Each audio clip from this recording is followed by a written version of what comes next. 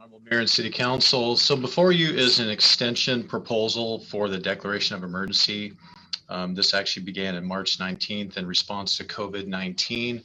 And as you know, we are still in the midst of this public health crisis. So this proposal extends the declaration of emergency until December 31st, 2021. So an additional year. As we discussed at the work session last Thursday, if the crisis is deemed over due to vaccine distribution, another action be taken by council to suspend this declaration of emergency.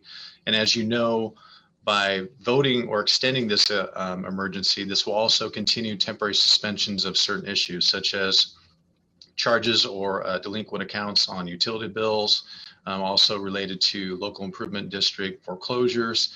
And also this would continue the flexibility with signage as it relates to small business trying to operate during COVID-19.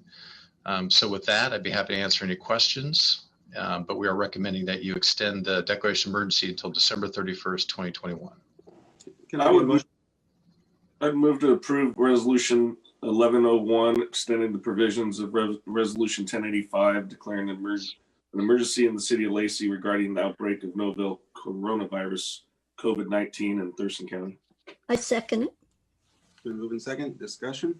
Scott, can you, I'm sort of putting you on the spot here, but where are we at with people who are delinquent on their utility bills? I know we set aside some CARES Act dollars, hopefully to bring them up and current. Do we have any numbers? I mean, what are we seeing compared to normal times on people being able to make their payments? And same with B&O tax and sales tax. Are we seeing more delinquencies and stuff like that on those as well?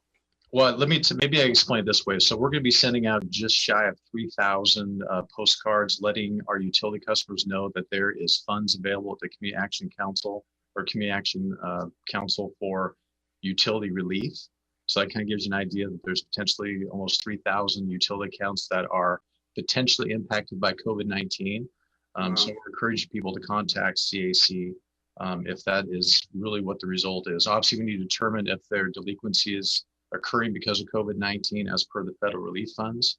But that's happening right now. So social media is putting that out. We're also doing direct postcards to those utility account holders. Councilmember Greenstein? Scott, does that mean that, so there's currently about 3,000 that are behind, that's why they would be getting the postcards? I mean, Correct. Roughly? Correct. How does that compare to like pre-COVID though? Like, this time, any idea? I mean, I know you may not have those numbers, but. Yeah, I think internally we've talked about it's about double. Okay.